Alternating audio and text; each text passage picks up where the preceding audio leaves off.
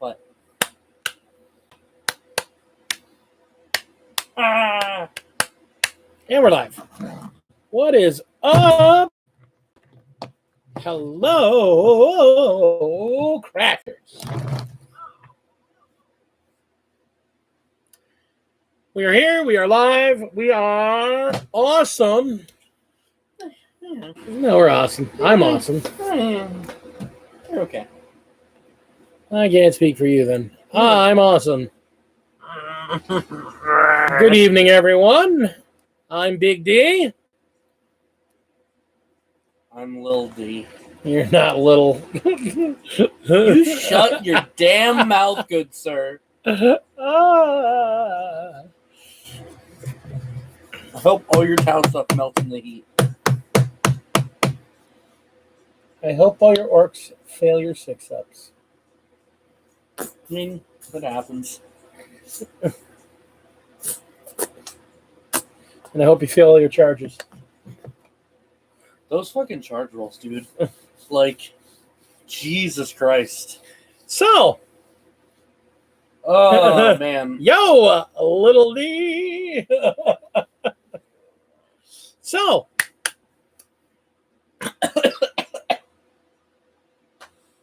Yeah.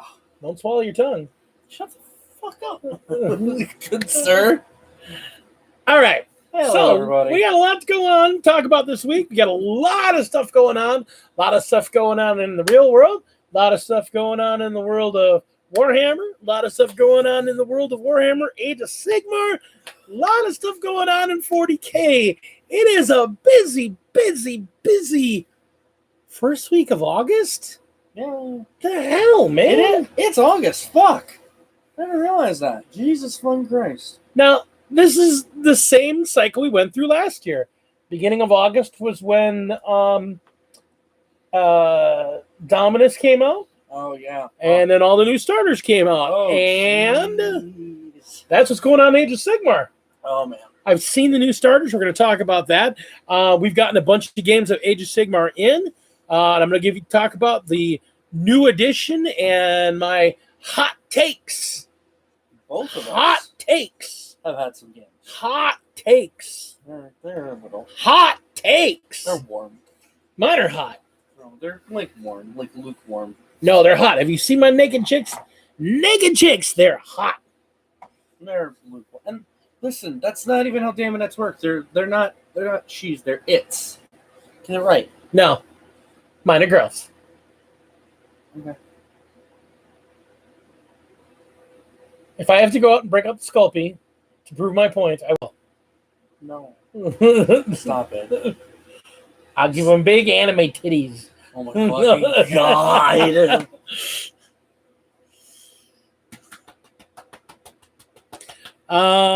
So there's that going on.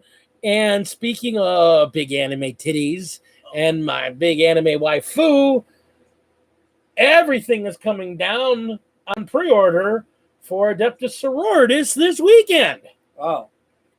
Including the most value for a single combat box to date.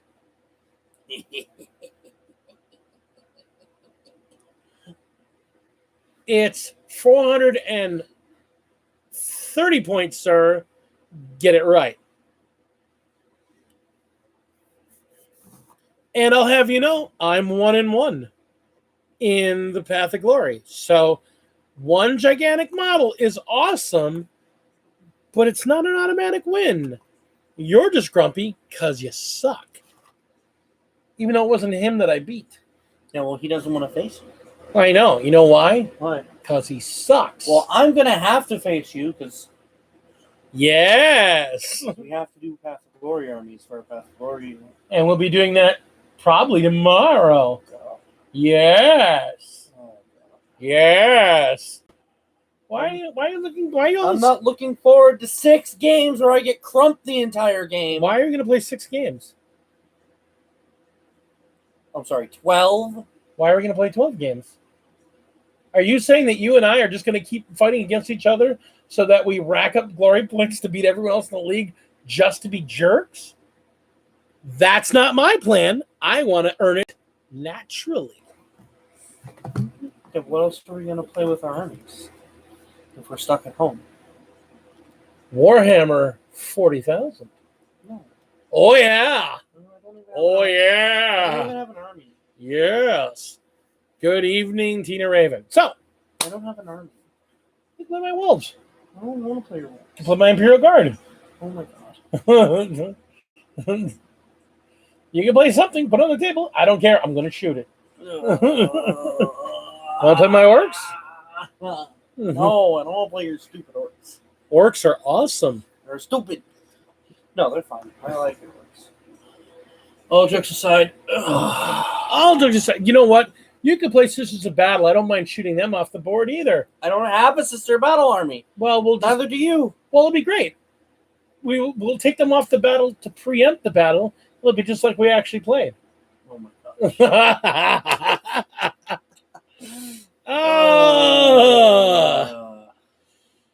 Hello, Phoenix. So, what do we want to start with today? what's on the bench? It's the same. I've been doing the same format for 2 years now. Yeah, well, fuck you. We start off the week with what's on the bench. I don't have anything on the bench. And why do you have nothing on the bench? Because I don't know what I want to play. No. Because he painted all of his figures. Oh, yeah. Yay! That's awesome. That's a great thing to be proud of, Ray. That's fair. You painted your entire army. So now the next step is to figure out what to build and paint next. That's really awesome. You should take some pride in that. That's fair. Ben, I have been trying for 2 months. Sir.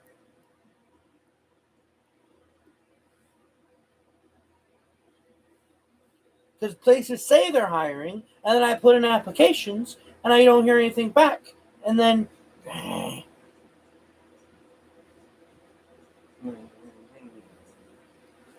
Well, I'm looking forward to playing some techno priests against your sisteryness.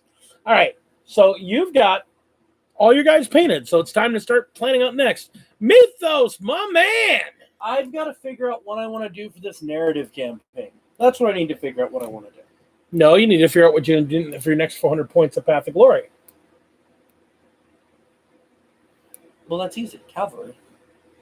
All right, well, let's get to work on some cavalry then. Now, what do I got on the bench? Well, let's see. Bunch of bullshit. I finished painting my Keeper of Secrets. I finished painting 10 Daemonettes. I started the base coat on another 20 Daemonettes.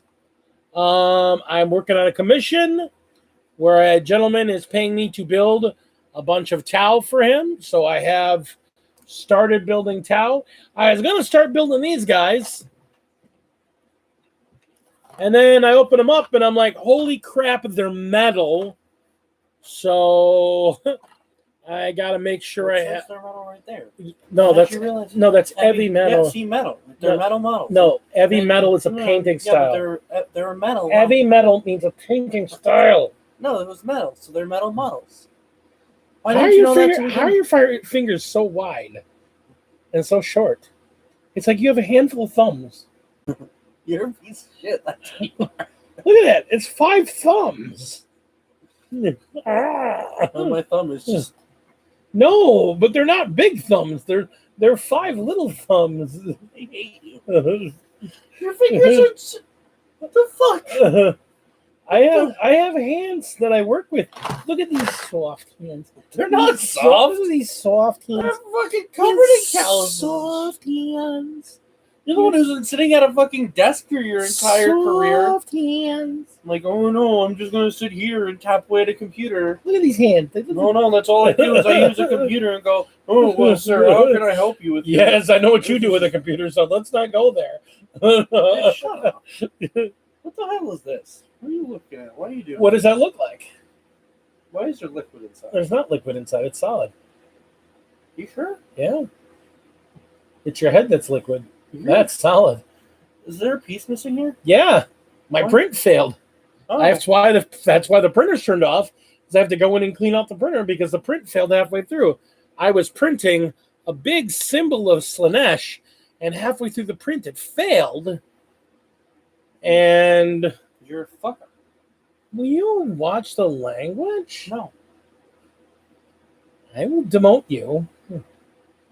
And then who's going to sit here with you and argue with you for an hour and a half? My wife. Yeah, like she's going to show up.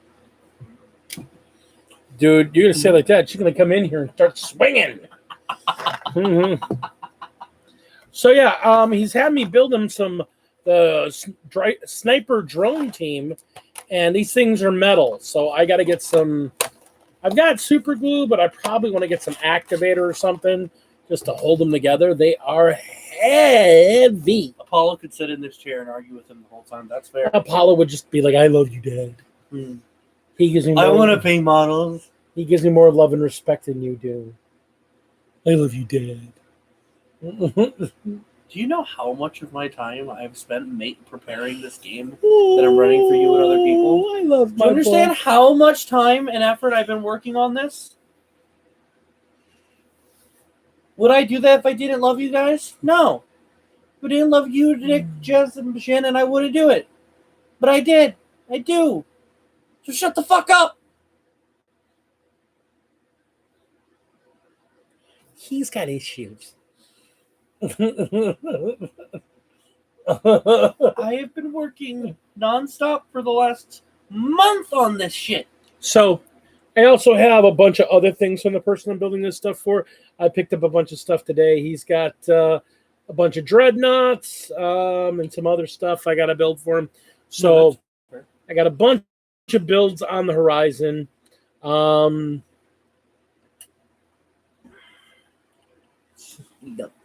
Oh, yeah. It's my boy. I love my boy. With his Wally hands. All these gray hairs. Yeah, I'm old. You're old. Jesus. I'm old. Stop being old. Here's the thing. My favorite 3 albums are all 30 years old. Oof. It's just like, like 3 of the greatest albums in my mind ever made are all like 30 plus years old. It's not Little D, Commodore. It's Lil D. That's the difference. Little D would be demeaning. Lil D means I'm a rapper. Yeah. That's how it works. I think we should just put some rainbow sprinkles in your hair and you could be your own rapper instead of being Lil D. No, we'll just call you Special K. Oh, you're going to get canceled. Oh. Hello. Wow. Oh, man. Wow. My guy's going to get canceled and kicked off YouTube. Fuck. All right. He's going to get to 1,000 subscribers and then YouTube's going to go, smack, get out of here. Go get a real job. So. Oh. Yeah, I got a lot of stuff on the horizon. I've got the stuff right now to set up to do that wash. That's the other thing I got to do before I get too deep in other things. I got to get that terrain built. Quick improv rat. No. Okay, here's the thing. He doesn't have rhythm. It's a hard life. It's a hard Oh, fuck. Didn't they turn that into a rap? I could look it up.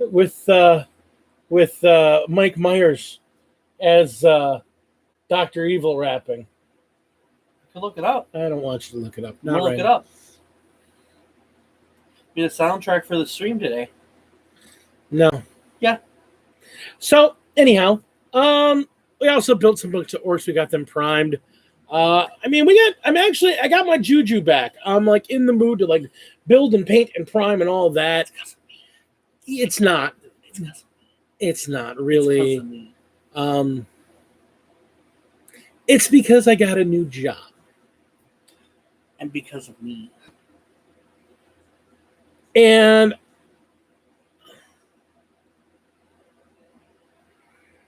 Yeah, JD does a rap of a Hard Knock Life, and then in one of the Austin Powers movies, I think it's the second one, Mike Myers does a cover of it with his own Dr. Evil lyrics put in there. Yes, when he and Mini Me were in jail. It's hilarious.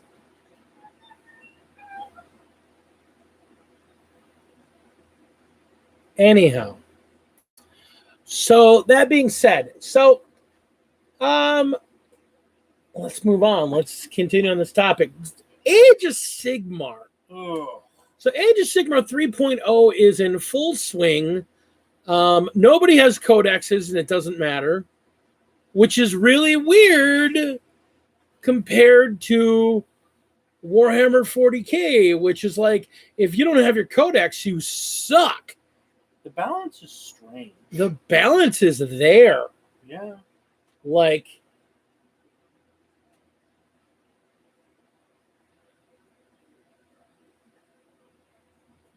huh.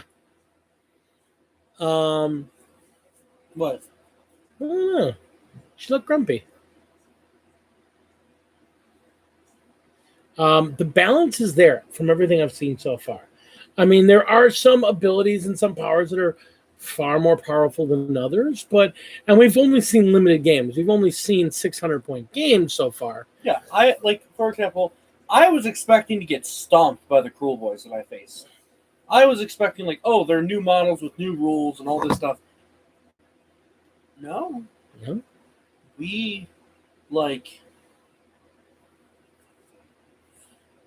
I lost, like, 4 or 5, I think at most 6 models.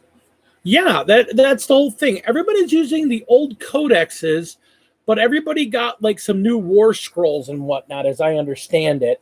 And some new information on how things play, and there's some basic changes to the basic rules. So I've played 4 games, all at 600 points, because we're in a Path of Glory campaign. I want to really thank, actually, Tina Raven for kind of administrating the whole thing and really kind of making all the pieces behind the scenes run. So we've got a pretty big, and then there's like 24 people in this Path of Glory campaign. There's a lot of people. And Tina's doing all the logistics behind the scenes to get it going. So I'm very thankful to Tina. And Ben has been an amazing teacher, reading the rules, digesting the rules, and getting everybody up to speed playing the game. He's done a really great job of that. And that's been really, really cool. I've played 4 games so far. The first one I played against Caradon Overlords, and I was playing my army at 600 points as a Keeper's Secrets and 10 Daemonettes, and that's it. And I didn't until recently really understand the summoning rules, so I wasn't doing any summoning. Now I can do summoning, and I understand it a little better. So my army is actually going to be a little different coming from this point forward, because I'll actually be able to summon in other stuff. So how does that work? Like, it's literally you do things that earn you up points, and when you have enough points, you summon them. So is there a downside to summoning? Like, are your models weaker for their points cost, or no? That seems weird. It does seem weird, because like in 40K, if you got stuff you're going to summon, you have to have points set aside for it. In this case, you have to do specific actions to earn points to be able to summon, and not every army can summon. But a lot of armies can. Like, I think the Cruel Boys can summon. That's weird. I know, it's weird. So I played my first thing against a bunch of Caradon Overlords, and I wasn't playing all my rules. And did you just break that? Yes. Oh, I thought you broke your flag. Oh. I wasn't playing all my rules, but I was getting to understand my rules. And I lost. And then I played a second game, and I still wasn't playing all my rules, but I was playing some of my rules because I'm still trying to understand my army. But I played against a very drunk Greg against his Bone Boys. I forget what they're called. Old Shark Bone Reapers? The Old Shark Bone Reapers. But the problem is that his army has a lot of cavalry, and I was able to do a lot of just smash units.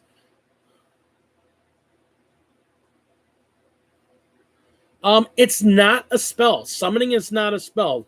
There's no dispelling involved. It's just, and it was weird because one of the games I played, the two other games I played against Stormcast, and I got to use my monster rules to the greatest effect. He had 2 units of guys inside of a building that he had fortified in. So I ran up and I smashed the building and knocked it over, and I killed 3 of his guys. They got crushed in the rubble, which that was fun. And then I played against a group of what do you call it? The lizard guy, the Seraphon, who can summon. And they're constantly summoning, and they summon a lot of stuff. And I was chasing him all over the board, and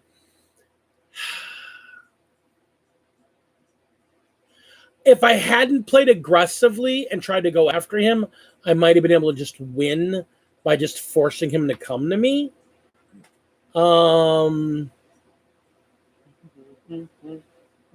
But I was trying to come to him as well. There was stuff I was trying to do. So he ended up having a minor victory in that mission.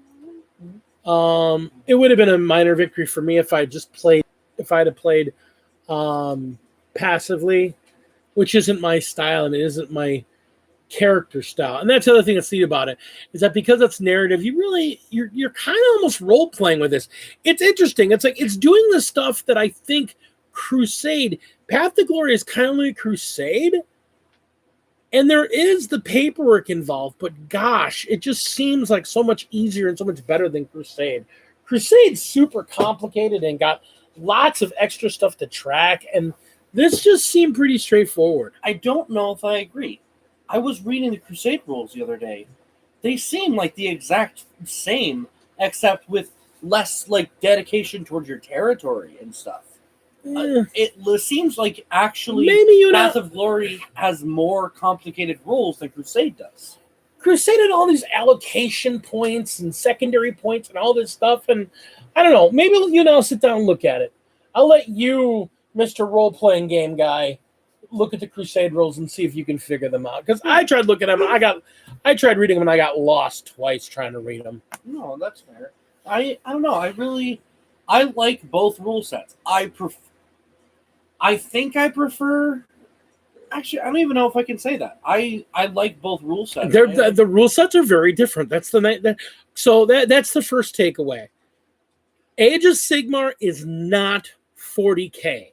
They are 2 very different rule sets. Age of Sigmar doesn't feel competitive. Really. Well, we haven't played match play. No. That's not what I mean. No. That's the thing. We haven't played match play. Match play is very different. No. That's not what I'm talking about. The more I've been looking at people's opinions of Age of Sigmar, the more I've been hearing people talk about how Age of Sigmar doesn't feel as competitive or as numbers intensive, because instead of it mattering your opponent's stats, your unit stats are the only things that matter. So instead of you going, okay, I'm going to shoot your transport, I have a strength 8 weapon, you have a toughness 5 transport, I wound you on a 3-up. It's to my to hit and my to wound are the same. I have my 2 hit, I have my 2 wound, and then the only thing that matters from your stat line is what your armor save is. And that's weird. I don't know how I feel about it yet. Well, and here's the flip side of that, though.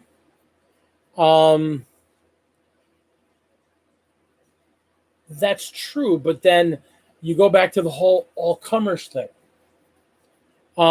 Because of that, you have to look at what what abilities you want to give your army to have to be able to deal with any situation. So, like, I mean, people have been talking crazy to deal with my Keeper of Secrets because it's this gigantic monster in the field. Well, I just need to roll 3s to hit and 3s to wound, right? You know, that's yeah, that's true. But you got to get through 14 of my wounds. Yeah. And I'm rolling 4s to save, and I roll a crap ton of attacks and abilities. So it is competitive because there's a massive competitive scene for Age of Sigmar. I think list building is done very differently. Yeah. Instead of you list building, looking for synergies and be able to take any situation or plan for any situation or plan for a meta, when you're building your list, you're mainly in Age of Sigmar. You're looking for your synergies and how to snowball your army. Yeah. No, and I get that. That makes sense. And that's the other thing. And that's a very important point in match play. I mean, they have the same kind of thing. Like they're different. They're not the same kind of missions, but they still have the missions, and you have the objective points, and there's 6 objective points, and there's this, that, and the other thing. It runs differently. I haven't played a match play game of it. I don't know that I want to. That's fair. I kind of like focusing on narrative with my Age of Sigmar army. That way I'm not really worried about it. I just build the models and paint the models I want to build. And hey, if it's not competitive, I don't care. I'm not playing competitively. I'm playing a narrative campaign. And that's where I am with Age of Sigmar and 40K. Okay. I'm looking at Age of Sigmar to be beer and pretzels, throw some dice. I kind of like 40K. I can do beer and pretzels and throw dice, but I much prefer the let's get down to business. Yeah. You know, and again, but that's me, and that's not everybody's game.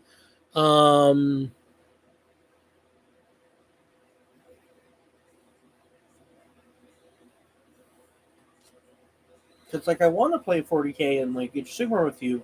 I just worry. It feels like we have 2 very different gameplay styles. We do. Although oddly enough, someone said to me after your game of Age of Sigmar, well, it's very obvious he's your son, because apparently your list is brutal. I know you say you don't think so, but I had both guys like, dang, your list is brutal. Your warlord that can get it to what, 10 extra attacks? That's 10 extra attacks, dude. Well, okay, but to do that, I have to be able to take a model out every round. Okay, so realistically, he's going to get like 6 or 7 extra attacks. If he survives all the rounds. He can get real ridiculous, and that's why I built him to be tanky, because I wanted that to get across that he's like this old, grizzled, like tough as nails orc war chief. Yeah.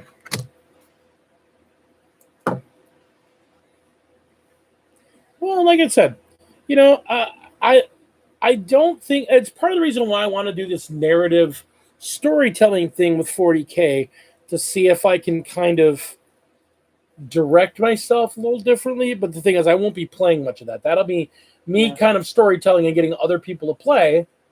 Like, I've got my guard player now. Oh, fuck, there's a guard player now. Yeah. That's 3 Imperium armies. What do you mean? Because that's the Grey Knights, Sister Battle, and Imperial Guard now. Yeah. Maybe I will look at Chaos then, because... Well, because I've got that, and then I've got Tau. I've got a Tau player. Although my Grey Knights guy is talking like he might want to actually play Zeldar too. He's kind of on the fence there. Or he was saying elves, so I think he was just being silly with me. I think he was talking about playing his fantasy elves. But you know, that's the thing. I need to get some Xenos factions in there. I've got an orc player. Yeah. So I've got an orc and I've got Tau. And 3 Imperium armies. Well, that's the thing. I don't care. Having 4 Imperial armies Having 4 Imperium armies, a Chaos army, and 3 Xenos would be perfect. But and I understand that. Just saying. But I, as a player, if I build an Imperium army, I don't want to feel like half of my battles are against other Imperium armies. Again, it's narrative, so that probably won't be the case. Although it might be at some point. And some of those cases might be okay. Yeah, like, of course, the army I'm looking at, like, fighting Grey Knights, that it makes sense. Like, that they don't get along with the Inquisition, like, at all. But, like, I don't see why they would come to blows with the Imperial Guard specifically, like, at any point. We're told to not let anyone get in here. You can't come in here. Really? That's the start. We're coming in there. You're not coming in here. Don't come in here. I don't know. I get what you mean, but, like... Are you guys unloyal? We were told not to go anywhere. You're coming in here. No, just leave me on the fence at the moment. That's fine. Maybe I'll do that Emperor's Children army. Yes. Or maybe you could do Eldar. You wanted to do Eldar. I was looking at Eldar. I don't know, man. I don't know how well I would run Eldar. Because I generally like tankier armies. And they're very... What's the word for it? What are you laughing about? The bitch slapped. Elves die. They died to little kids with rocks and sticks. Yeah, no. That makes sense, Ben. I'm not saying that doesn't. What I'm saying is the Space Marine army I'm looking at, would it make sense for them to get into conflict with the Imperial Guard most of the time? Or even the Sisters would still be kind of weird, but it's not as Not really. I don't know. I just hate ugh. He doesn't want Imperium to ever fight other Imperium. No, I understand why one of my favorite periods of time in the Imperium is the Months of Shame. And that's Imperium versus Imperium. No, shut the fuck up. I hope the next time you play your elves, your warlord dies. All right? Or you lose your airship. That would be nice. Whoa. All right. So, talking more about Age of Sigmar.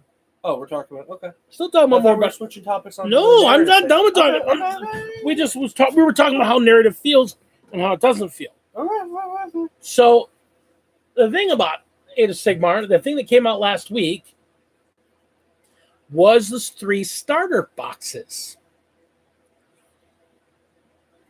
And I gotta say, if you didn't buy a Dominion? Yeah. If you didn't buy a Dominion box, those starter boxes are bomb.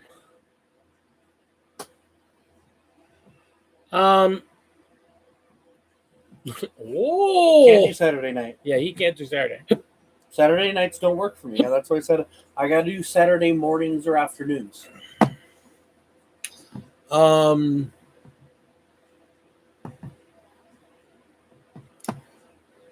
So yeah, I mean those starter boxes. Have you seen them? If you didn't buy Dominion, that starter box, even the basic $65 box is pretty good. I did realize something. What? I might, if most of the fights for the Path of Glory campaign are at GW. Most of them aren't there.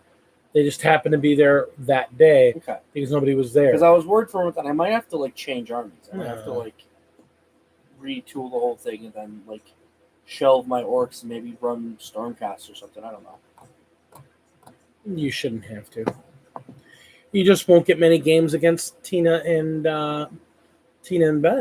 Yeah. We get it. But those starter boxes, I got a good chance to crack one open and take a look at it. And they're nice.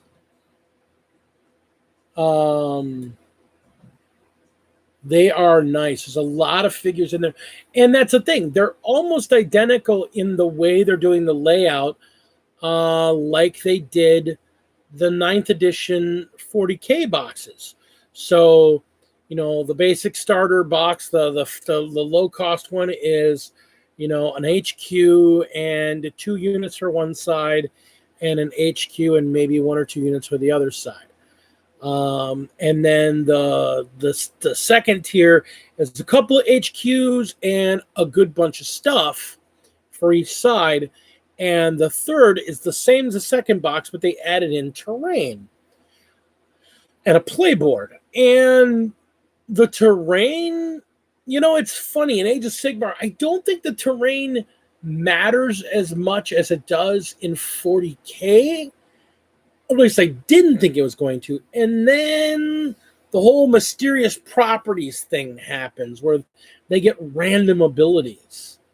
Like using the hell out of that. Well, I mean, if he's gonna stand by the one that gives me a 6-up feel no pain, I'm gonna sit there and stand by the thing that gives me a 6-up feel no pain all day. That's not my fault. I'm still listening. My friend wanted me to share the stream. Yeah, that's fine. I mean, that was a good game. Having the buildings do random stuff. That's part of what I was printing this for. I was looking to build a piece of faction terrain. The Slaanesh get a thing called the Fane of Slaanesh. Bitch. You let it break. It literally is a thing that sits like this on the board. Yeah, and that's what I was building. I was actually trying to build a Fane of Slaanesh because what it does is it gives me bonuses to summon it. And since I've got it right in my list already, I figured, let's just get that faction terrain going. So, yeah. It's pretty cool. So the starter box is pretty cool, though. I mean, I was looking at it. If it wasn't for the fact that I don't need extra copies of the HQs, it's a pretty good box. Like the top end box gives you an extra copy of the Shaman with the grot with the grot pot, which for you is not bad for a crew boy. Having 2 of those Shamans, they're not named. They're good mages. And then they give you a bunch more crew boys. And I think they give that you one that. And then I think they give you some more hobgrots as well. And then I don't know how I feel about the Cruel Boys. Like stats wise, they didn't seem they're different than your. You got to remember they're a very different kind of orc than your. Yeah, orc. which is why I'm not sure because like you get 10 dudes, but they're each 1 wound, and they're not your. They wound on a 4, and they hit on a 4 and wound on a 4. Yeah, they're cheap, dude. They're cheap filler troops. That's your thing. You're used to your elite grot. You're freaking your hard boy. Your hard boys are beasts, man. Those dudes are badass. That's a big difference. That's fair. Maybe I'll still go with that. Different dudes do different things. And I need more models so I can get my WOG bonus because that extra attack across the entire army. Well, and that's what the Cruel Boys give you. That's what Hobgrots get you. Because even lots of cheap dudes to get you multiple units to build up your WOG points. Because even just 1 squad of my Ard Boys, if the entire squad made attacks, it was 12 attacks if the entire squad made attacks, and it was really effective. And that's 5 dudes. Make 12 attacks. Yep. That's pretty cool. And they hit on 3s, wound on 3s. That's good. That's real good. And -1 rend and 1 damage. Yeah. They did a lot of good stuff. I didn't realize how effective they were. Plus that 6-up, feel no pain, and just... And that's the difference, Ryan. Exactly that. 40K has faction terrain. Nobody uses it because you have to pay points for it. You play an army, when AOS, you get 1 piece of faction terrain for free. So really, yeah. But not every army has faction terrain. Do my boys have faction? I don't know. That'd be cool. You need to go back in your codex and look at it more. I would love faction terrain. That would be cool. I know my ogres have faction terrain. They have a giant pot that they can throw grots into and heal themselves with. Jesus. Eat the grots, get better. The Fane of Slanesh does stuff for summoning. The Elven stuff does some Elven bullshit. I don't even know what it does. Listen, my boys hate elves for a reason. Fucking elves. Crush them. Smash them. I want to play ogres just so I can stick the elves in the pot. Gonna get healed. I want to do that. That sounds cool. Yeah, the ogres can do that. They can put other people in the pot? Yeah, if I fight you and kill you near the pot, I get to throw you in the pot. Listen, I told you straight up, like, if we get a time where I can fight your elves, I'll fight your elves. No. If you get a time to kill his elves, you'll fight his elves and kill them. See, this is the thing that came off. See, this is the other side. Even if that means I lose the mission overall, like, my orcs have a deep, resentful hatred for filthy elves. Yeah, see, this is the whole thing. What a bitch. Yeah, it came off. It's so shitty. But I'll still make a nice piece of terrain. What a shitty. And I'll still use it as a Fane. I'll just put the swirl you've already here. It fell over and broke. Because remember, he's got his dwarves, too. No. I said the elves. I'm coming after the elves. I got an answer for those damn dwarves now. Oh? Yeah. Now that I know I can summon, I want to see that balloon deal with 40 freaking daemonettes crawling all over it. It's going to look like that Furry Apocalypse video. Oh, no. No, stop it. Oh, no. That's what you need to assemble your next squad of daemonettes to look like. They fit as Slaneshi. No, brother. Brother, kill me. But yeah, no, I just like when I like it. I like it for what it is. It reminds me a lot of the old playing fantasy back in the day when we had barely any rule. We had rules for figures, and that was it. There really weren't rules for winning games or anything. You're just like whoever took the other off the table. So we would make up rules to you have to do this, and you would make up. That last game would have been great for that. Yeah, see, it'll be great. It'll be fine. It'll be fun. So Age of Sigmar is great. So we should move on to our next topic. Which is 40K and everything that's coming on pre-order right now. That's coming out this weekend. Wow, the stuff that's coming on pre-order. I have no idea. The Castigator tank. Cool. It's a Bible tank. It is a predator for the Sisters of Battle that you could take and play in 30K or in 40K and just use it for word bearers, because that's what it looks like. It looks like your word bearers army is just going to be a bunch of kit bash Sister of Battle equipment. I mean, that's what they look like, dude. You should see that thing. It looks like a word bearer's. It looks like a word bearer's tank. It's awesome. It's a great looking model. Morgan Vall, I think she comes out this week, or she might be already out. But Morgan Vall, I saw her. I got to see that video up close. But there's a bunch of stuff coming out this week. There's a bunch of stuff coming out for the Sisters of Battle, and the big thing is their combat patrol bots. Oh. Man, oh man, oh man. If you play Sisters of Battle and you're looking to build up your army, this is the week to do it.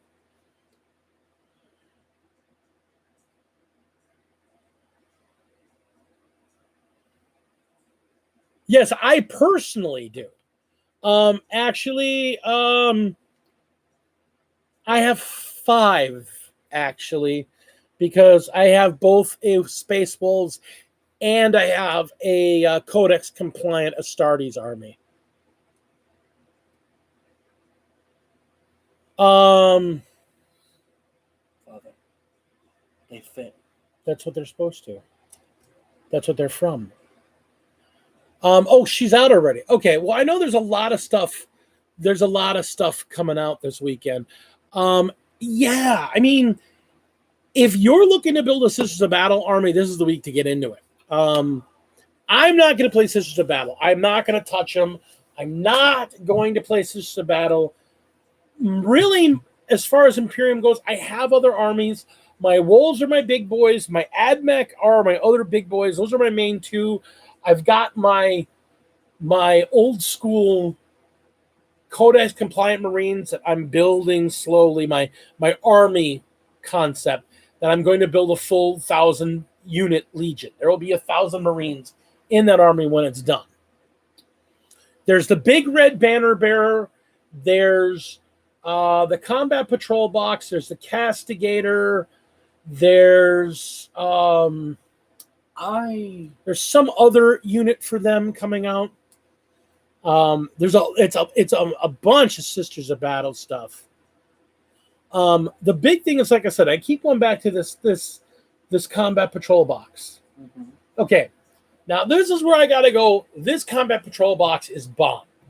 Let's go back and talk about the other boxes. So, like, if you went and got the Death Guard combat patrol box, you got Typhus. You got 7. Mm-hmm. What do you call it? You got 7 Plague Marines, and you got 20 Poxwalkers. Okay, That's a pretty good box. If you got the Dark Angels box, not Dark Angels, the Blood Angels box. When I was looking at, you get a Impulsor, a Primaris, Librarian, 3 aggressors, 5 what do you call it? 5 intercessors and 5 infiltrators. Which again, that's a pretty good box. That's actually probably the best of the boxes as far as the Marines go. That's fair. If you priced out all the stuff you got in the box for the Blood Angels, I think that was the most figures dollar savings. I think the total box, they come out of like the boxes are 140, and I think the Blood Angels came out with like, because the Dark Angels, I keep going back to Dark Angels because they're really close, but the Blood Angels got something like $220 or $230 worth of models in there, mm-hmm. which is really good. Yeah. The Sisters of Battle box is $140 like every other one. Mm-hmm. It has a Rhino. It has a Canoness. It has a Repentia Superior and 4 Repentias. It has a Penitent Engine. Mm-hmm. It has 3 Arcoflagellants. Yeah. It has 5 Seraphim, mm-hmm. and it has 10 Battle Sisters base. Okay. I worked out the points and the cost for it. It's about $300 worth of models. It is jam-packed with stuff. Okay. So if you're starting a Sisters of Battle army, this is the time to do it. You pick up 3 of those boxes. You got 3 groups of Sisters. You have 3 squads of Seraphim. You've got 3 squads of Repentia. You've got 3 small units of Arcoflagellants, or you could toss them into one big thing of Arcoflagellants. You'd have 3 Penitent Engines. You'd have 3 Rhinos. It's just a massive, massive box. There's so much good stuff in this box. It's crazy, the value for that thing. I mean, $300 worth of models in this thing for $140. And yeah, the Castigator, I mean, honestly, the Castigator is a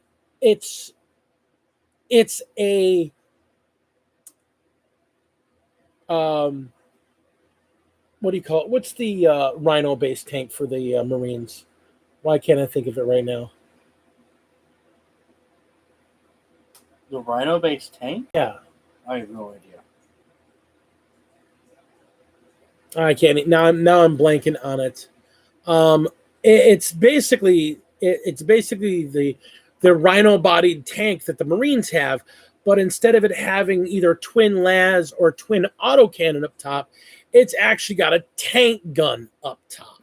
It's actually got like a Lehman Russ battle cannon up top. Vindicator, the Vindicator tank. What are you doing? Going through stuff. I'm still here. I'm like listening to you talk about the things. I'm like going over through. What's all coming out this week? Yeah. So it's basically a Vindicator for the Sisters of Battle, which is crazy because they already have something similar in the Immolator and in the pipe organ tank. But this is like a direct, I'm not messing around. I'm just Predator. That's it. The Predator tank. The Predator. There. Thank you, Kaja. Thank you, Tina. Yes, the Predator. I mean, it's just a pretty model. And it's just a gorgeous model. Like I said, I actually thought about wanting to get one for 30K because I want to run. I've been working on slowly building a Word Bearers army for 30K, and to take that and use it as a Predator proxy for 30K would be amazing. That's fair. I mean, it's just covered in books. I mean, it's got books and filigree all over the damn thing. It's just a beautiful, beautiful model. But yeah, I mean, if you're an existing long-term Sisters of Battle player, I mean, there's a couple new models coming out for you this week. That Banner Bearer is one of the big ones. But I mean, just for some extra models too, though. Yeah, I mean, even just picking up one of those kits, because a lot of those are the refreshed kits. So, dude, no, we're so heavy. Kyle, He's so I love you. He's so heavy. I'm not heavy.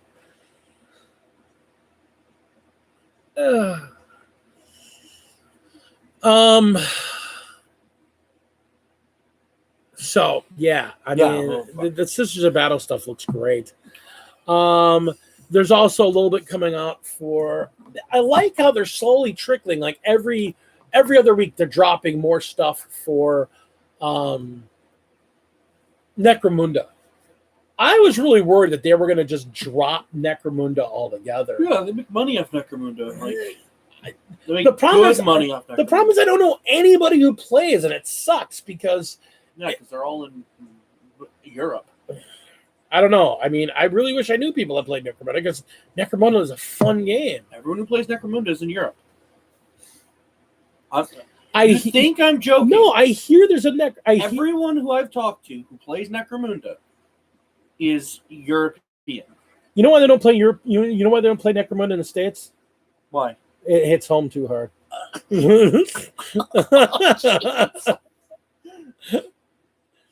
It's like no. I just saw that last week across the street. No, yeah. Boy, mate, let's go.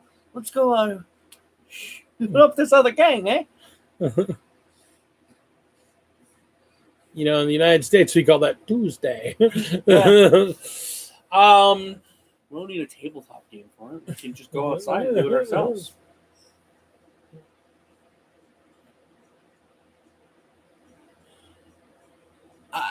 Did they? Oh, and that's fair because I loved first edition Necromunda. I really did. I used to love the crap out of it. But I thought they fixed it. I thought when they did that first expansion where they added the 3D rules, they made it better. Did they not? Is it still not good? That's a real shame because, I mean, the figures are looking more and more amazing and all the add-ons and all the neat little things. But then people run them in 40K, not in You can't run them in 40K. No, you kit bash them and run them in 40K. Well, see, there's a dude I was watching the other day who took the Arbites squad and turned them into a Tempestus Scions army and kit bashed the shit out of them to make them into a Tempestus Scions army. See, my whole thing is that, I'll be honest, the main reason I want them, because nobody around here plays Necromunda, I want to use them for my Shadowrun campaign. Oh, it's totally fair. I mean, those would be great cyberpunk miniatures. I mean, I agree. gangers, and then gangers on floaty bikes, and then cyber dogs and cyber cops. Yeah, no, I agree. I think that'd be great. And weird cultists and stuff. It'd be great. Don't hit me. That's abuse. I'll show you abuse. Yeah, there's also... Yeah, that's fair, Kiwi. Tabletop RPG Necromunda. Okay. Roll a d6. Did you get a 1? Nope. You don't eat this week. No, but no, I've been told about that too. Like the tabletop RPG Necromunda seems like it has a cool concept. I mean, it's yeah, exactly. And that's cool, like as an idea. As an idea. I think that's cool as fuck. I didn't say it's not. Man. What all the shit that could come up there. Just Daemons, to begin with. Dude, when you're trying to fight over protein bars because you only got so many people that you can get into the grinder a day.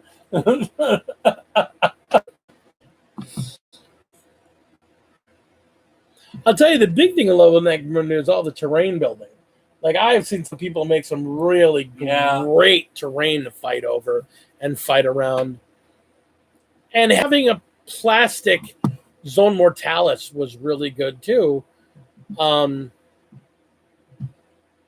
If you're playing it. Yeah. So, what else on 40K do we got to talk about? Well, you ran your first session of Dark Heresy. Oh, yeah. So, Sunday, we started a Dark Heresy game.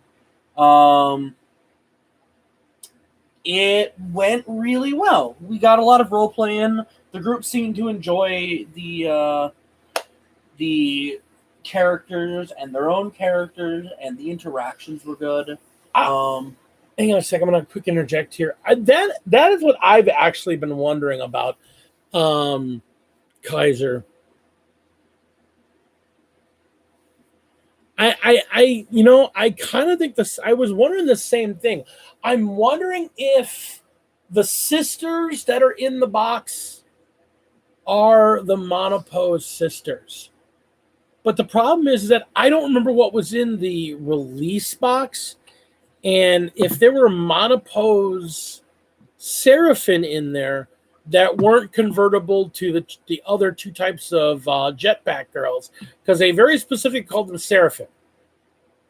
So that does make me think that this box is basically a repackage of what we saw in the limited edition box, and they're all monopose. I haven't looked deeply at the sprues. The Vanguard Space Marine, and the Vanguard Space Marine, and the Chaos box they did. That was basically the two halves of the freaking of the Shadowbane box. Yeah, they were all monopose.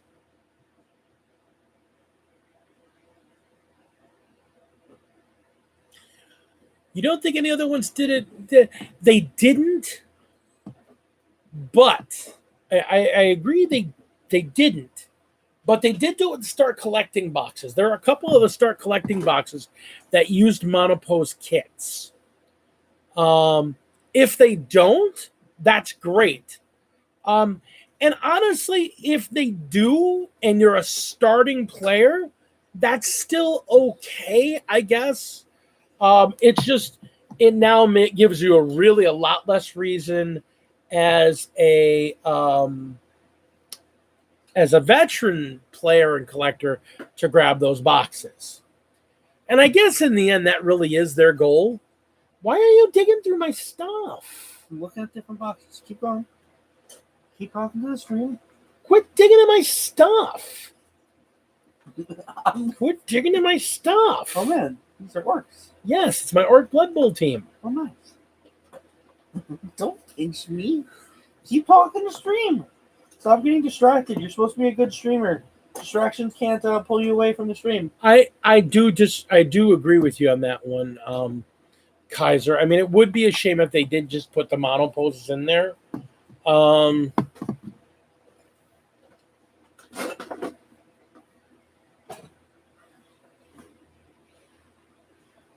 Get out of my stuff. Oh, this is cool. What? We're gonna have to go off there early so I can kill him. Okay.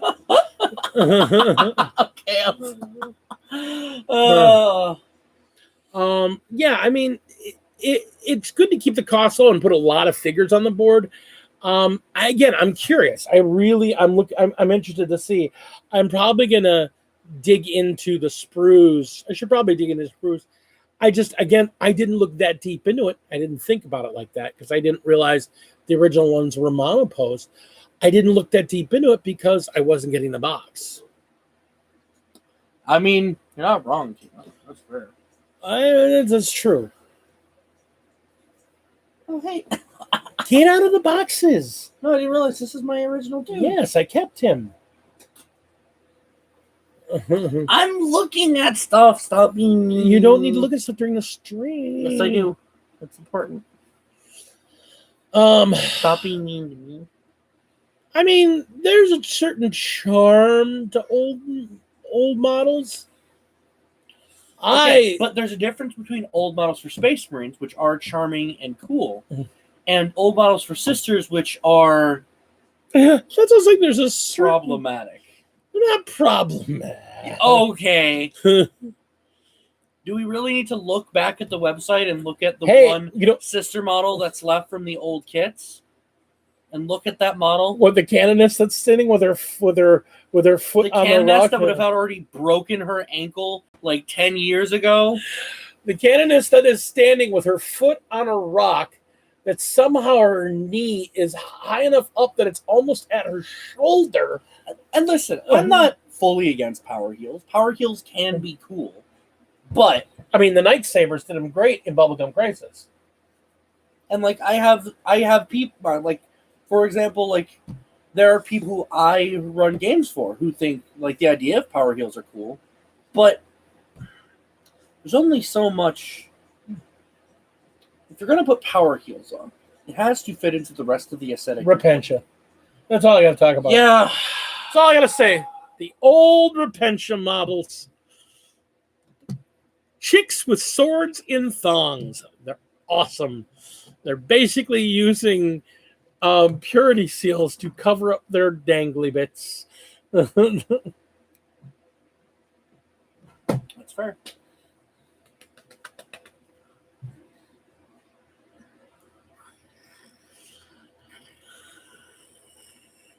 Dude, you're being obnoxious. No, I'm not. I'm adding character to the You stream. are not adding character. You're being a pain in the... Kiwi, listen. I understand you like power heels, but she's wearing power-heeled ballerina slippers. Yeah, that's the issue. It doesn't... And there's no... She's in a pose that nobody would comfortably stand in. There's... I mean, the look her up sometime. She's not...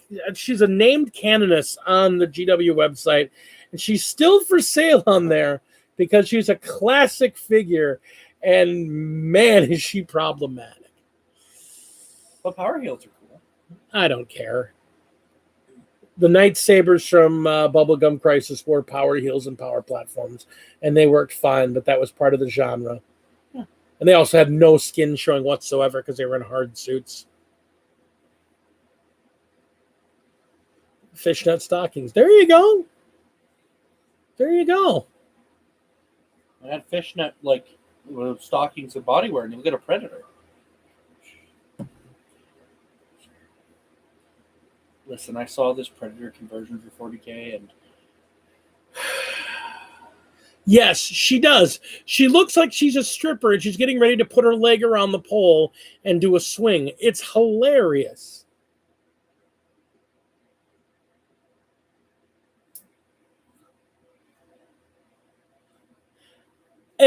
There's a reason they redid the Sisters of Battle. They were embarrassing for the company to keep around. Let's be honest.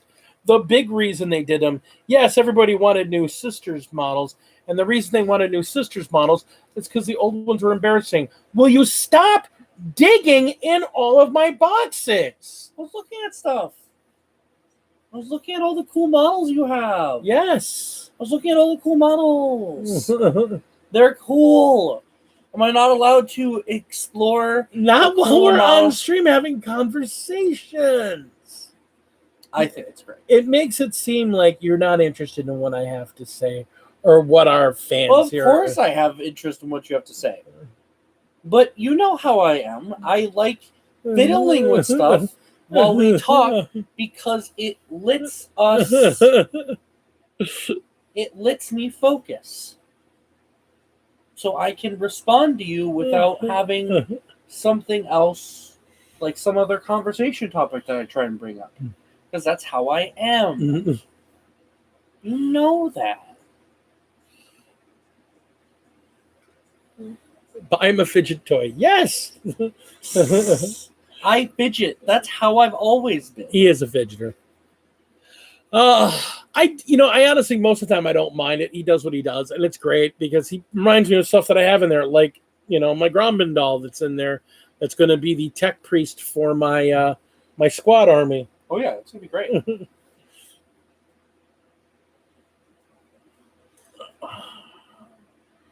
He's like having a dog and a cat all mixed into one. He's loyal and he's lazy and he gets into shit. I'm gonna lay on you, but I'm gonna dig in stuff while I'm on you. Yeah. So this coming weekend, Mm-hmm. the other big thing for 40K goes on pre-order. Here we go. The new battle box goes on pre-order this weekend. Oh, fun. Grey Knights, Thousand Suns. They're getting a battle box. They're getting new codexes. And we are going to see some new models. Not a lot of new models. There's a new HQ choice that's going to be in the box for both sides. Yeah. Their Castle and Crow is getting a new...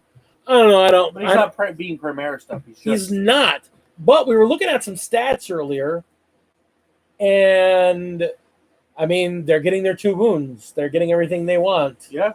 So who cares if they're not Primaris? Should be getting 3 wounds for most of them. Well, for all the Terminator. Yeah.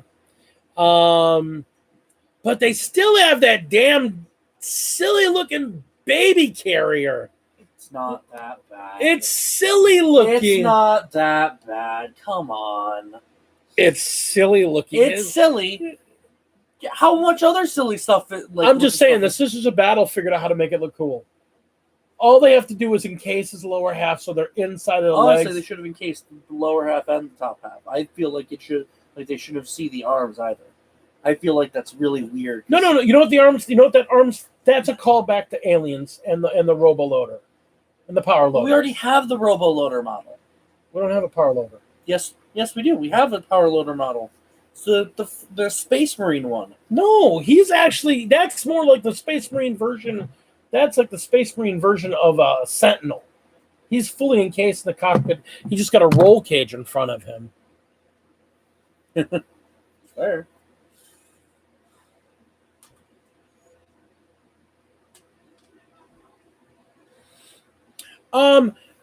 Here's the thing, Kaiser. So she just got approved for the MRI. Her back is really bad. Like, it's gotten really bad. She had to quit her job because she's not able to work because of how bad her back has gotten. Yeah. So She can get up for a little bit, but she can't sit for long periods of time. She can sit for about 15, 20 minutes, and then she has to get up and walk around, and then she has to lay down for about 10 to 15 minutes at the most. And then she get up and sit, and she's got to swap between positions or else her back starts seizing up on her. So she got approved for the MRI, so she's going to be doing an MRI in about a week and a half. And once she's better, I'm getting kicked off the show. I don't know that she get kicked off the show, but she's getting an MRI done so they can figure out exactly what they need. Joking. And then once they figure out exactly what they need to do for the surgery, they're going to go in there and they're going to fix her back. And then probably 6 to 8 weeks of recovery from that. And then she'll be back to 90%, which is fine as long as it doesn't have all the pain involved that she's in right now. Yeah. And that's the really big thing. It's the immobility gets to her upstairs, but the pain gets to everything.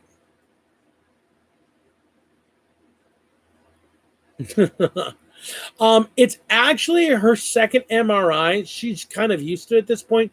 The big reason they got to go back in is that she was set up for surgery before.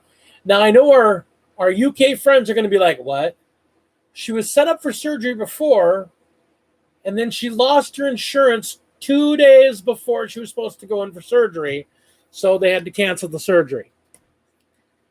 So she has spent the last 2 years trying to get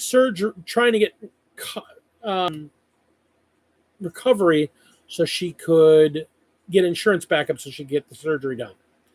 And we finally got that taken care of. So she's finally got insurance again. And so we're going to kind of fast track the entire process through. Her doc's really going to help her get this through so we can just push through and get everything done as quickly as possible to get her back fixed and get her back up on her feet as quickly as possible. And then once her back's fixed, she's going to go back to working part-time. I don't think she's going to go back to full-time right away. She's doing a lot of art, though. That's the big thing. She's been doing a lot of art and a lot of drawing.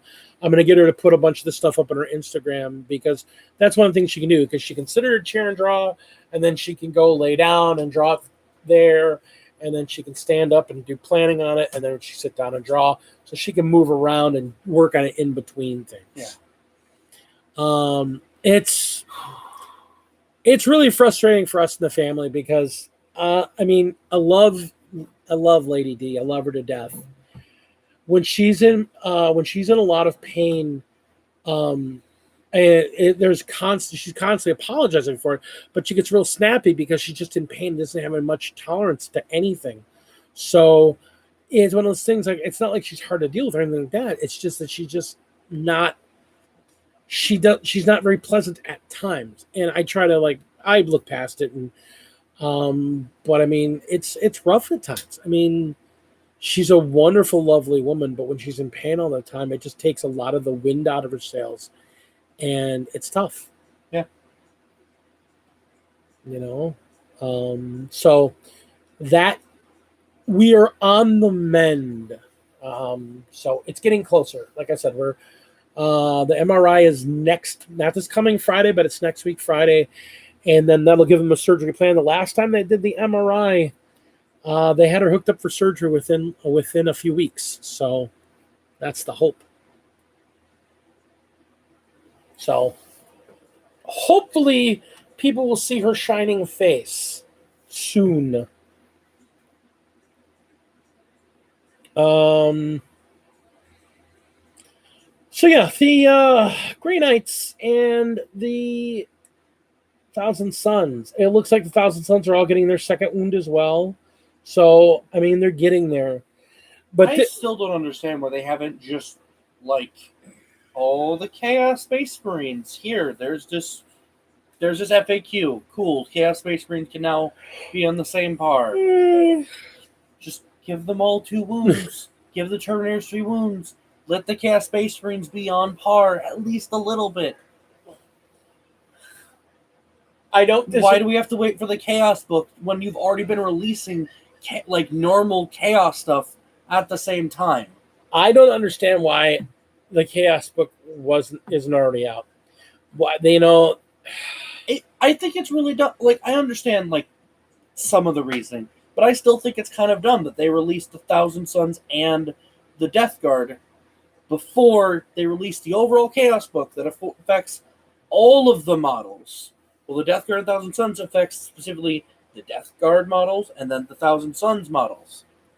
Because nobody likes chaos. and I say that jokingly because I love chaos. I want to play a Chaos Army. It just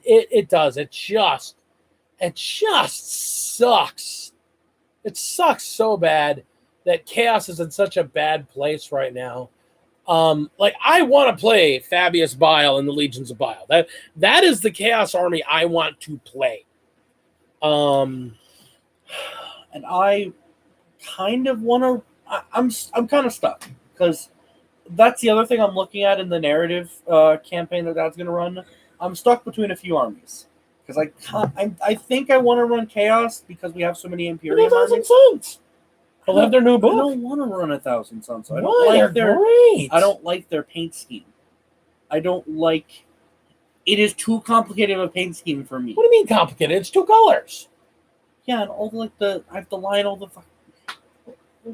You did yours. You can do Thousand Suns.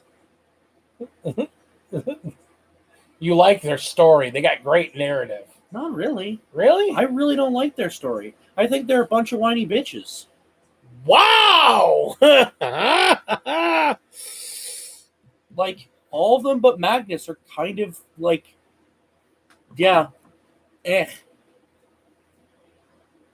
Wow. I've never found them interesting as a faction. I think there are certain characters that are kind of cool. Like, Magnus is a cool character, and Araman's kind of cool. But overall, they're just like petty, whiny bitches who are just like, we're going to get revenge. We've tried 6 times for it now. We're going to try and burn Fenris. We're trying to burn Fenris again. We're trying a 3rd time. Well, see, you're biased because they keep coming after Fenris. No. But I mean, Fenris, they did go to Prospero and go, yeah, let's make this place look like California in the summer. No, and I don't disagree. But it's not that they went after Space Wolves. They could have gone after the Blood Angels for all I care.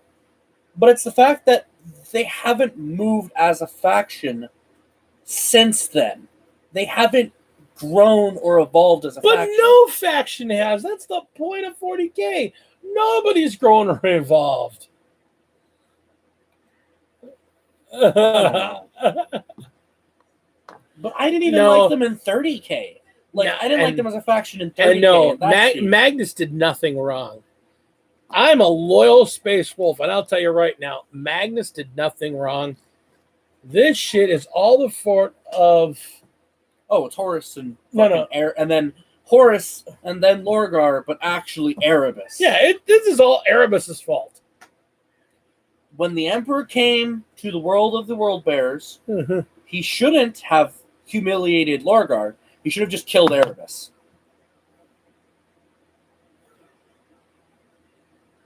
At least they did have their bodies in 30K.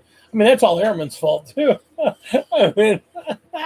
I don't know. I really...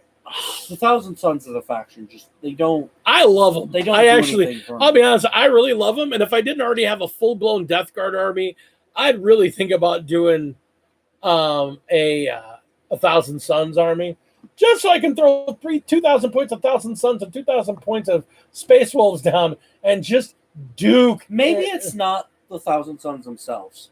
I think it's Tzeentch. I don't like Tzeentch. He's like the worst Chaos God. I don't disagree with you on that. Like, all the other Chaos Gods have all these cool character traits and all this, like feels like depth to them. And then Tzeentch is just like, I'm fucking my plans. I have plans and so many plans that they're screwing over my own plans. And that's my whole character. Nothing else. And that's all the demons do. But I tell you what. He plays a mean game of Yu-Gi-Oh! Not anymore. And that's going to segue into our last chat, our last discussion of the night. Yeah, the animation thing. All right. So every other YouTuber out there has felt the need to comment on GW's massive crackdown on fan animation. Modeling for Advantage has a point. You shouldn't be building any new armies, but you're going to do it anyway. You don't need a new faction, but you're going to get a new one anyway. No. I said if I was going to. I'm not. But here's the thing. I love. Oh, Antonio waiting for Antonio's waiting for this. Antonio, you're gonna love this take. So this massive crackdown, this zero tolerance on animation by Games Workshop. I'm gonna make you mad. Because I'm going to challenge you right now. Mm-hmm. Name one animation channel that GW shut down. Yeah, because they haven't cracked down on it yet. They're waiting to do it. The assumption. No, they've said openly that they're going to crack down on it. Yep, they did say that openly. And what is someone going to do? Okay, no. You don't get to pull that bullshit. No. Yeah, what are all these small channels going to do, or even just the larger channels, if GW goes, I'm taking you to court? I agree. And GW can do that and will do that. I agree they could. There is an important point, though. I'm not saying they wouldn't. This is the point I'm getting at. There's a huge amount of outrage right now. And GW actually hasn't done anything yet. Now, let me finish. Now, if GW's opening salvo was, we have a zero tolerance policy, and then threw out a couple dozen writs right away, I would be all about the outrage. What they did was they went, we're going to try and make money with our IP doing animation and doing original television. We're going to put out, this is our policy, and we're going to put it out there openly. And then we're going to wait 3 months. Because they put that policy out a while ago. They put the policy out there. It got highlighted because Warhammer Plus is coming out. Mm-hmm. So my whole thing is they probably will crack down on other channels. Probably beginning of the year. This is my thought on it. GW is trying to defend their IP. GW has always been draconian about protecting their IP. It is what it is. It's their IP. They have the right to do it. Mm-hmm. You and I had the conversation before about, well, how come Disney doesn't do it? Because Disney doesn't care until you mess with the mouse. You mess with the mouse, they start messing. Well, there's certain examples. Yeah, there's certain examples. But for the most part, you mess with the mouse, then they come after you. Are you breaking those? I literally set them aside to make a piece of terrain. Leave that alone. I love you. Leave it alone. So, do I like the fact that they're shutting down these channels? No, I don't. I don't like the fact they're doing it. Do I understand it? Yes. I absolutely understand why they're doing it. They're trying to protect their IP, and they're trying to increase demand for their upcoming revenue stream. Mm-hmm. Hello, Lady D. Come here and say hi to Kaiser. He misses you. I am very, very extremely not dressed. Whatever. Just come and say hi. Just wave in here, because everybody loves and misses Lady D. She's eating the pancakes we had for dinner. As opposed to the Mr. Lady D? Yes. Sorry, I've got goop all over my hands because I thought I could eat a piece of... So, they're protecting their IP, mm-hmm. and yes, they're being draconian, but their rules are draconian, but they could have, and they would have been completely in their right to put out the statement and then immediately go after everybody, and they haven't. everybody knows that they're draconian. So the idea of them saying, hey, we're going to start really enforcing this, get your stuff down now before we take it to court. That's the unspoken part of what's going on. They're telling everybody, take your stuff down so we don't have to take you to court. Like it or not, it is their stuff. And I understand fan passion, and I understand if I was an animator and I could do drawings and animate and could do 40K animations, there's definitely some stuff I would have wanted to do. I really would have. I don't have that talent. But I'm also an author, and I've written books. And so I unfortunately had to read in and learn a lot about copyright law. Mm-hmm. And any animator that was doing that knew, if they knew anything about copyright laws, if they knew anything about intellectual property law at all, they knew technically I'm infringing, but it's a work of fan art, so it's not so much. But it is. Like it or not, it is what it is. Do I like it? No, because I love text-to-speech. I loved Astartes when it was free. There's a Korean artist that he feels he kind of got screwed over by Games Workshop. I don't have the whole story. I understand where part of it is, and it is what it is. Yeah. We're not going to see... That's fair. You are right. We're not going to see anything from the community. You're not going to see anything new animation-wise from the community. You are absolutely correct. And that does suck. And that's where I got a lot of enjoyment out of 40K as a whole, to be Warhammer. See, and that's the thing. They're not going to go after lore channels, but they are going to go after channels that use their art,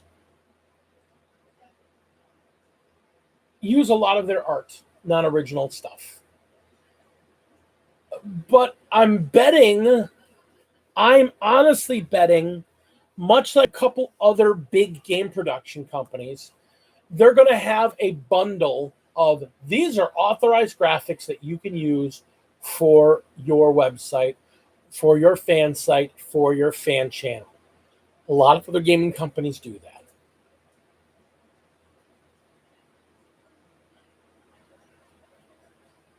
They have, and that's the thing. There's a lot of channels that are like straight up reading their audio books, and I imagine they're going to come after them eventually.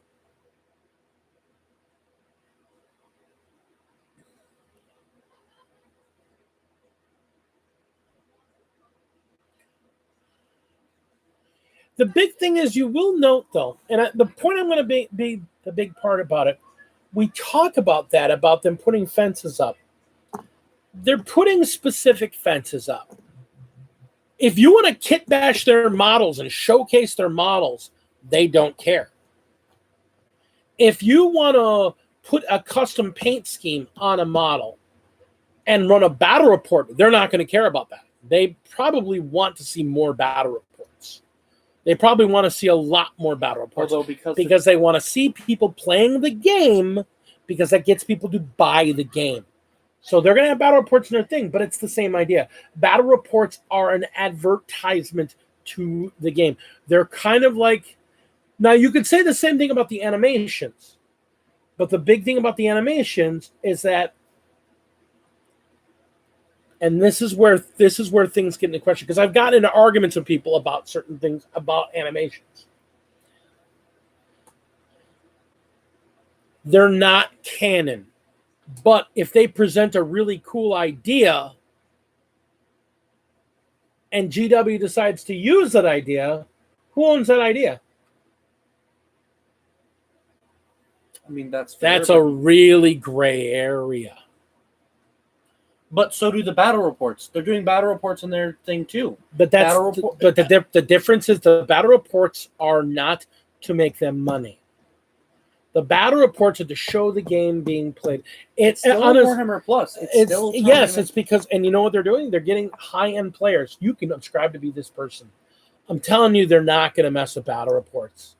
They're going to go after people that are reproducing art. And it goes back to what I was telling you before.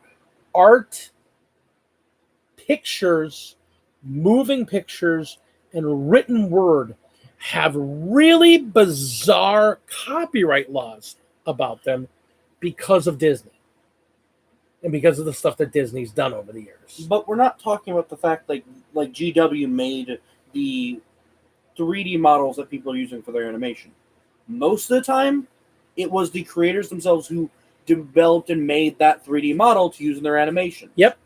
And if I drew my own 3D model and created my own 3D model of Iron Man, and I tried to produce a 30-minute movie of Iron Man, Disney would slap me down with a hammer. It's the exact same thing. People have done like that kind of stuff with let's just, for example, there's the Darth Maul 20-minute fan film where they had they had plenty of Star Wars stuff. They had Darth Maul, a full Darth Maul costume that was made. Yep. And I can turn back to the same thing happening with Star Trek. There was a Star Trek fan series of movies that got slapped down by Paramount. So different companies have different levels of acceptance into what they see as okay to be done with their IP. No, that's fair. Again, it goes back to the fact that it's well known, and it's been well known for years, that GW is draconic about it. And they tried to sue somebody over the use of the word Space Marine. Yeah. And it's like, wait a minute, you can't own those words. And that's why they stopped being called Space Marines, even though everybody still calls them Space Marines. But their official name became Adeptus Astartes. You talk about the death of fantasy. The real reason I honestly believe they killed Warhammer Fantasy Battles is because 70% to 80% of the models were based on other people's IP or based on generic IP that can be covered. Dwarven armies, lots of people have dwarves. You can't cover that. Basic high elves, you can't really copyright that. You can copyright the specific models, but you could use so many different things. And that's where the problem came about. I think they went to the point where like the Tomb Kings, everybody screamed about the Tomb Kings. The Tomb Kings were just straight up just Egyptian mummies and skeletons. And they couldn't copyright that. They could copyright proper names, but they couldn't copyright any of the imagery. And there was so much that steeped into it after all those years. I mean, your favorite faction is literally lifted out of mythology. Yeah. So there's no way they could copyright it. And that means other people could produce the models and produce supplements and produce stuff for it, and they couldn't do shit about it.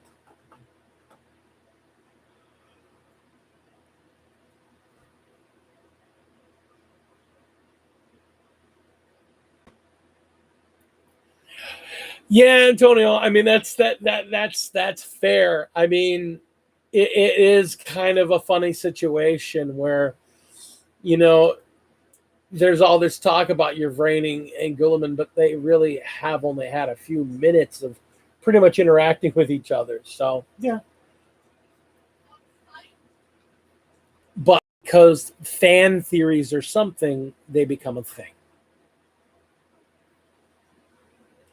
And again, that's the big thing. The big selling point of Warhammer Plus is going to be these animations, all these new animated shows, and having animation is going to be directly compete with them. So that's why they're putting it down.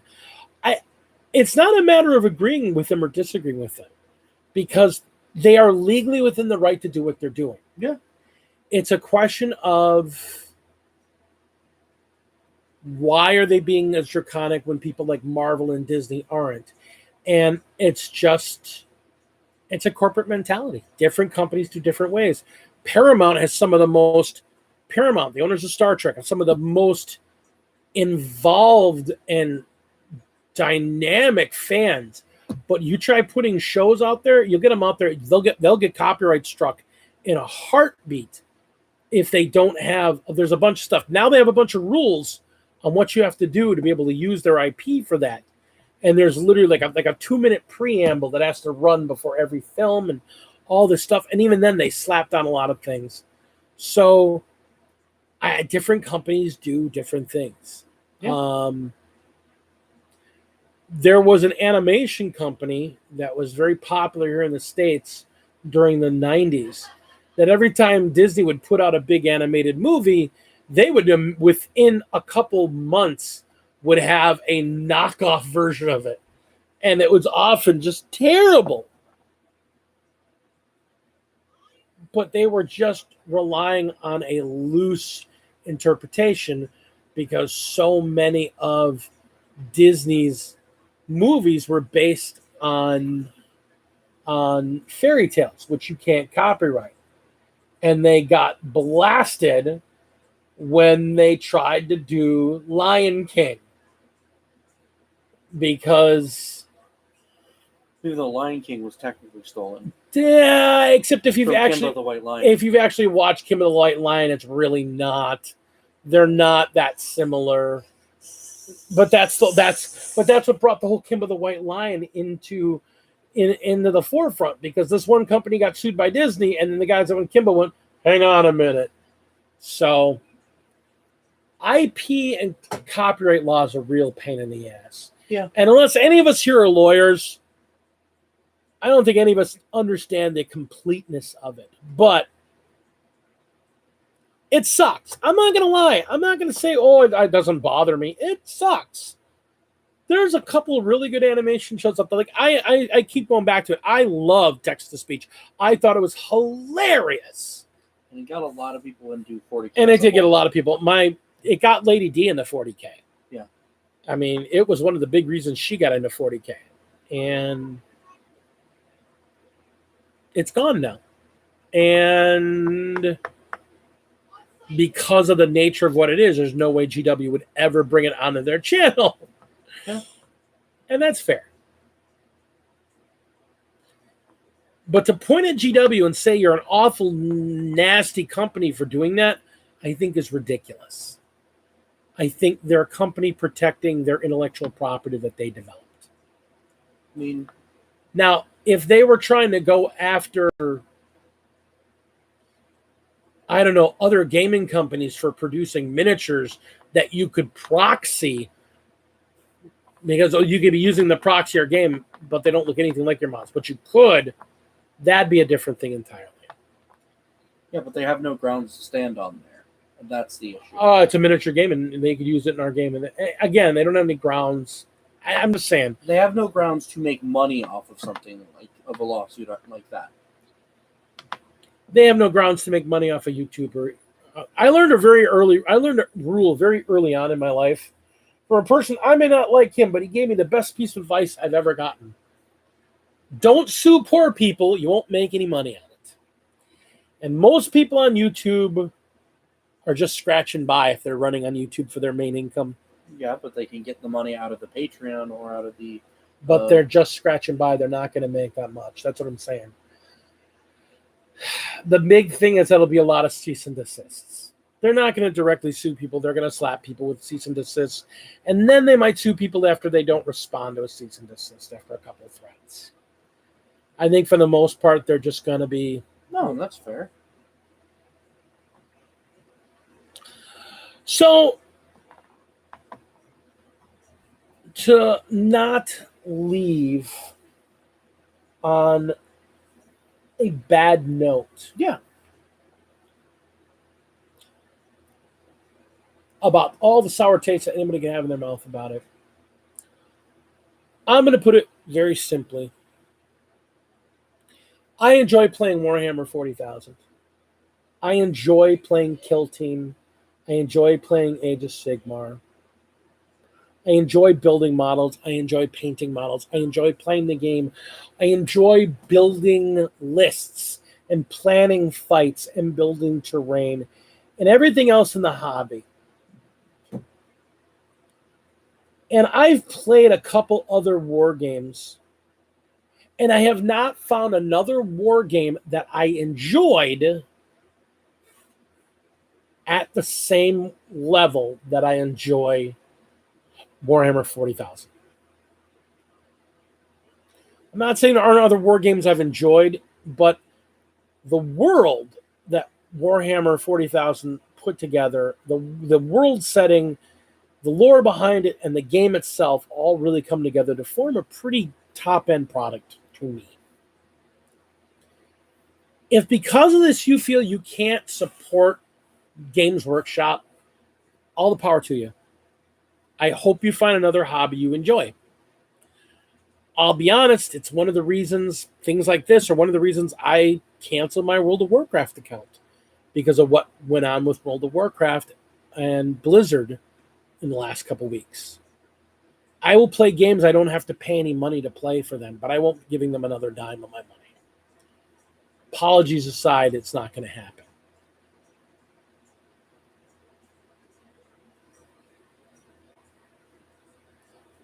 But what 40K did, what Games Workshop did, I don't think what they did was egregious or evil or villainous or cruel. It just was draconic. And you have every right to protect what is yours within reason. There are companies that did not protect their IP and they have lost them. There's a reason why when you want to get something to blow your nose, you say, give me a Kleenex. Kleenex is a brand, not an object.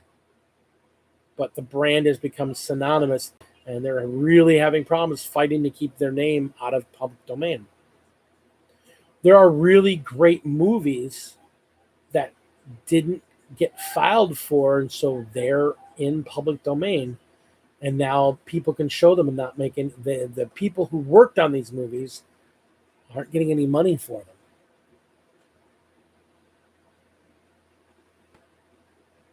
So I say enjoy what you enjoy, play what you play, and if you don't enjoy it, don't do it. That's fair. Any last thoughts? All right, then. No, not really. Let's get a big shout out then. We're going to start off. Oh, no. The Insane One, the Mighty Inquisitor Zane, and Mini Warmutt Brian. I want to give them both a shout out for being a pair of our Battle Brother patrons. I want to give a shout out to Greg Tesh, Wolf Brother Mythos, Hellworks by Hellchild, Joe Bookish, and James Brown are 5 Battle Leader patron members. And lastly, give a big shout out to our final 2 Warlord tier patrons, the amazing Phoenix. Lovely woman, Phoenix. Gosh, she's such a beautiful, wonderful person. I love her to death. And then that dude. Oh, no. Yeah, that guy. Oh, no. The man who wields the hammer from orbit. My guy, Commodore. My 2 Warlord tier patrons. I want to thank all 9 of you for being patrons for me. I want to thank everyone that showed up with me tonight. I want to thank you for them thumbs up. I want to thank you for sitting through this extra long show tonight. I want to thank you all guys for listening to us and listening to us rant and listen to us talk. I know Kaiser over there in the UK is here late. Sir, get some sleep. I love you to death. I love all you people to death. Mythos stuck with us a good part of the show. I'm glad to see that.